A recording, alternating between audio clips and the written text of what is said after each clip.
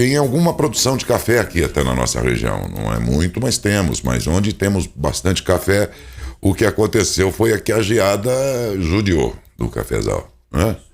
Lá mesmo em Minas, nós vimos aquela primeira geada que foi mais, né, grave lá. Depois uma segunda, não tão grave, mas com consequências. E a consequência lá na ponta, adivinha qual é? O preço do café, que vai ser elevado, já está subindo e deve subir ainda muito mais em razão exatamente da oferta e procura, né, enfim, das consequências, dos prejuízos todos gerados aí por essas, como eu digo aqui, não só a geada, a própria seca também, né? Sim. Uma série de fatores aí, que dessa vez veio tudo junto, né? É verdade, assim, Franca, aqui na nossa região de Ribeirão Preto, também teve lá o cafezal inteirinho, perdido com a geada. Imagina, Paraná, que ainda tem bastante café, né? Imagino. Mas Minas, principalmente, que é o maior produtor, pelo que sei, no país, né? E o Brasil, afinal de contas, que é o maior produtor de café do mundo. Sim. Então veja o que é o café na nossa economia. O prejuízo que pode gerar para todo mundo indiretamente, mas diretamente também porque nós somos consumidores desse produto. E como tal, nós pagaremos essa conta, né? Decorrente, sobretudo, dessas intempéries todas, enfim. Mas quem sabe explicar melhor sobre o preço do café que tem subido nos últimos meses é o Celírio Inácio da Silva, diretor executivo da Associação Brasileira da Indústria de Café, a BIC, no rádio, na TV e na internet. Estamos ao vivo aqui para toda uma grande região, acompanhando e entendendo, ou como consumidor, ou até mesmo entendendo como cidadão, porque, como disse, os prejuízos desse que é o país que mais produz café no mundo podem ser de ordem econômica e espirrar em todo mundo, não só em quem planta café. E depois também, como consumidor, também a gente vai perceber nitidamente a influência no preço. Celírio, muito bom dia, muito obrigado por nos atender. Muito bom dia para você, Daércio, muito bom dia para todos os ouvintes. É um prazer falar contigo. De acordo com você, em matéria já publicada, será o maior aumento registrado há pelo menos 25 anos no preço do café para o consumidor final? É verdade. Nós tivemos, se a gente for falar aí ao longo da história, nós tivemos um aumento muito grande lá em 1970, onde a saca chegou a $400, e depois em 1994. Então, esse último aumento, juntando todos esses fatores que estão contribuindo agora para esse preço ser repassado pela indústria. Inácio, aqueles aumentos aí dos anos 70 têm associação direta com as, por exemplo, geadas que naquela década lá foram muito fortes em região cafeeira? Perfeitamente, Lécio. O café, ele aumenta de preço dependendo de alguns fatores, né? O que aconteceu em 1970 foi uma geada muito mais forte do que aconteceu agora, só que agora estamos somando vários outros fatores que estão contribuindo para esse aumento. Nós estamos com um aumento do preço de insumos muito caros, e algo que dá uma importância muito grande na tabela de custos de uma indústria, como o próprio diesel, embalagens, eletricidades e tudo mais. Nós estamos com um dólar muito alto perante ao real, e isso também impacta direto, porque tem muita exportação de café. Nós estamos com um estoque de passagem, que é exatamente o que sobra, e nós estamos com um estoque de passagem muito pequeno, e já é normal no café, Daércio, nós falarmos em bienalidade. Então, um ano existe uma produção maior e um outro ano menor. Então, no ano passado, nós tivemos uma super safra, foi de 63 milhões de sacas. E já esperávamos que esse ano fosse por volta de 47 ou 48 milhões de sacas. E aí veio o clima, o que a gente chama de veranico, que é o segundo semestre do ano passado. Nós tivemos uma seca muito maior do que podíamos ter, E essa seca deu continuidade também nesse primeiro semestre. E isso já afetou bastante o café. E ainda, né, essa última que afetou mais, que foi no mês de julho, fez com que isso tudo acontecesse. Então, todos esses fatores simultaneamente acontecendo, fez com que a indústria começasse a repassar esses custos. Só para ter uma ideia de custo, o café cru, que significa mais de 70% da composição de preço da indústria, de dezembro até julho já tinha subido 91%. Então, acaba afetando direto o preço final na prateleira. Assim como a soja, a laranja, os insumos do café estão também baseados no dólar, dolarizados? Tem a Bolsa de Nova York e a Bolsa de Londres. Então, a cotação do café acaba passando pelo dólar, porque tem essas cotações em bolsas, né? Nós não cotamos o café em dólar. O café é internacional. Então, a valorização acaba também sendo afetada pelo dólar. Qual o país que mais importa o nosso café, Inácio? Maiores consumidores do nosso café, primeiro vem os Estados Unidos, depois a Europa, também tem a Ásia e a Oceania. Mas os Estados Unidos e a Europa, eles consomem bem café. A gente costuma dizer, para cada de café no mundo, tem uma brasileira. E eles produzem café nos Estados Unidos? Não. Os produtores do café, além do Brasil, vem o Vietnã, a Colômbia, também tem a Indonésia e a Etiópia. Mas juntos eles produzem um pouco mais que o Brasil só produz. A minha pergunta é baseada na informação já previamente divulgada pelo que seria o Ministério da Agricultura do governo americano, afirmando que eles vão ter um longo período de estiagem por lá, com grandes prejuízos, pelo menos para soja, milho, sorgo e algodão, né? A produção deles deve ser bem comprometida em função disso, e eles dizem, se o Brasil, nessas culturas, tiver uma boa produção, ele pode ganhar com isso, ao abastecer o mercado de lá. Mas então não seria o caso do café, né, Inácio? Não seria. A verdade, Daércio, o mundo, o Vietnã e a Colômbia já informaram que estão preocupados com sua produção e já diminuíram a sua expectativa de colheita. Os Estados Unidos, ele é um consumidor de todo o café do mundo. Então, ele direciona muito no Brasil, e no Brasil nós já sabemos que a safra que começou, uma florada, que vai começar agora no mês que vem, a florada para a safra do ano que vem, já está comprometida.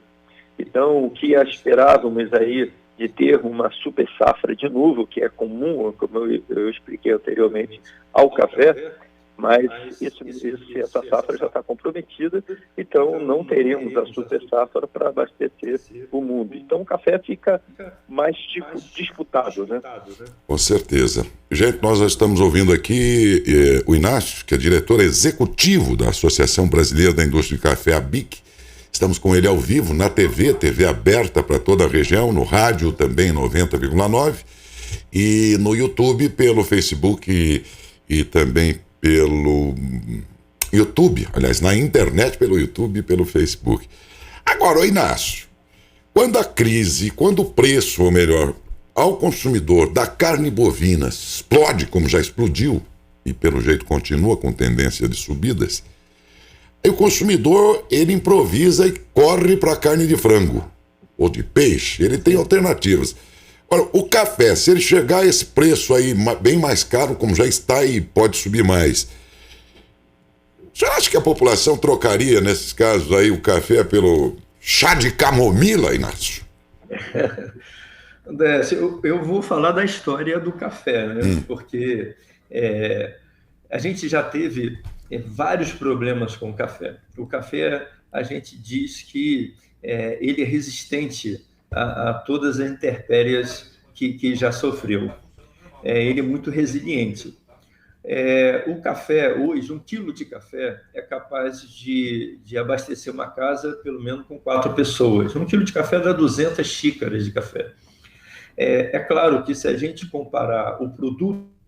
Mas o café ainda faz um impacto muito pequeno diante dos grandes aumentos. A gente é ciente que o café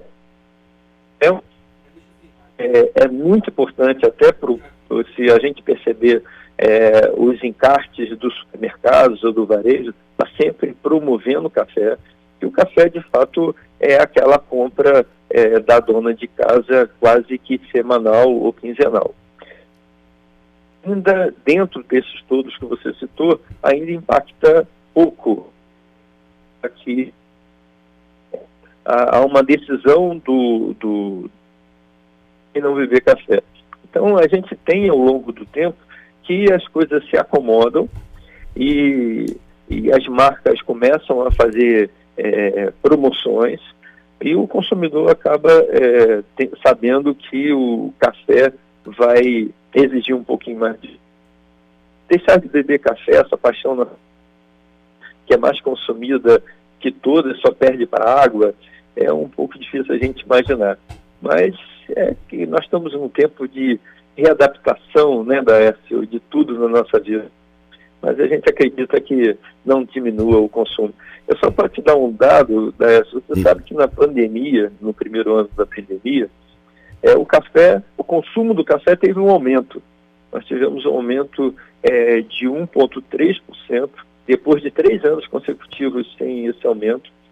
Então a gente percebeu que as pessoas, além de beber o café normal que estava acostumado do dia a dia, assim como aconteceu também como outros alimentos, as pessoas foram para a cozinha e elas descobriram novos formatos de fazer o café, de saborear o café. E aquelas que começaram a beber um café que a gente chama, com os nossos selos de gourmets superiores, são os cafés de melhores pontuações dentro da nossa escala de café torrado e moído, elas não devem voltar a tomar os seus outros cafés costumeiros. Então, e nós temos outros formatos, né? As pessoas descobriram que a monodose, como cápsula, como drip coffee, então isso tudo faz com que a pessoa não venha diminuir o volume do café. Ok. E ontem hoje de manhã também falei que ontem foi o dia da cachaça, né? Que é brasileira e somos grandes produtores e tudo, e que a cachaça mais cara que nós temos aqui custa algo em torno de R$2.000 e poucos a garrafa, e cujo nome não me lembro agora, mas é isso aí, R$2.000 e poucos a garrafa dessa cachaça. Qual é o café mais caro do mundo, hein? Pois coisa um pouco difícil de dizer com essas mudanças todas de preço, né? Uhum. Quando a gente fala de café, primeiramente, a gente está falando de café cru, né? Uhum. Então, tem sacas que a gente chama de microlotes, são essas sacas que são, a gente brinca falando feita à mão, né? Porque são todos os cuidados feitos, e existem leilões, inclusive a BIC está promovendo um leilão daqui a 1 mês e meio dessas safras especiais. Então, um café que normalmente vai custar, café cru, uma saca de R$1.000, essas microlotes especiais capazes de custar. Então, as marcas de café, já vou falar o que está custando mais caro, mas essas microlotes de safras especiais custam 3 a 4 vezes mais. Do que um outro lote aí, no exemplo que você deu de 1.000, né? De 1.000 a saca. Bom, até que não há tanta disparidade assim, né? Porque há outros produtos. Eu vi lá nos Estados Unidos um conhaque que custava 20. Olha, a dose num copinho custava R$400 a preço em reais. Então você tem uma ideia do tamanho do negócio. Se eu não me engano, era $2.800 a garrafinha 500 ml, um negócio muito louco, assim. E eu estou perguntando qual é o café mais caro, porque eu me lembrei de um filme do Jack Nicholson e do Morgan Freeman. Aliás, indico aí para quem quiser assistir um belo de um filme, chama Antes de Partir, o filme. Então, o Jack Nicholson é dono de um hospital, mas está muito doente, já, como diz o popular, desenganado, e o Jack... E quem está internado no hospital do lado dele é exatamente o Morgan Freeman, também desenganado, né?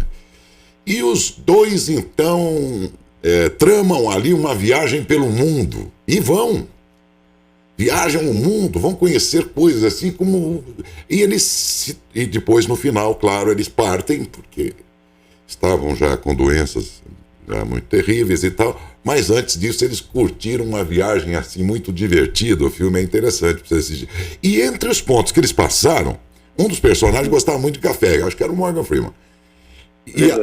Não é? Aí eles passaram por um lugar em que o café seria o melhor do mundo, porque as cabras, se não me engano, comiam o grão e depois defecavam. E daquela substância toda, eles extraíam de novo o grão inteiro e faziam um café, e esse seria o café mais caro do mundo. Isso é mito ou verdade mesmo, Inácio? Olha, eu vi esse filme, o Jack Nicholson, sou fã dele, e é isso mesmo. Eu não sei se é verdade, agora eu vou te falar uma verdade. Aqui no Brasil, aqui tem um café chamado Café Jacu, que é lá do Espírito Santo, que é exatamente esse fenômeno aí que você fala. São o jacu, que é uma ave, come o grão. Uma ave, ela come justamente com as suas fezes. Eles pegam esse grão e, segundo o que falam, tira toda a acidez do café, e é feito um café que é saboreado aí por os especialistas, dizendo que é um café maravilhoso. Você não tomou ainda, Inácio, esse? Então tem esses fenômenos aí dos cafés que de vez em quando aparecem, enfim. Você já tomou esse aí, Inácio? Do jacu? Eu não tive essa oportunidade. Eu acho que eu não tomaria, não. São maravilhosos cafés. No Brasil, nós temos excelentes cafés. É fantástico. É claro que quando a gente fala de café, esse café da Colômbia, na verdade a Colômbia tem excelente café, mas houve uma propaganda muito grande com os cafés da Colômbia.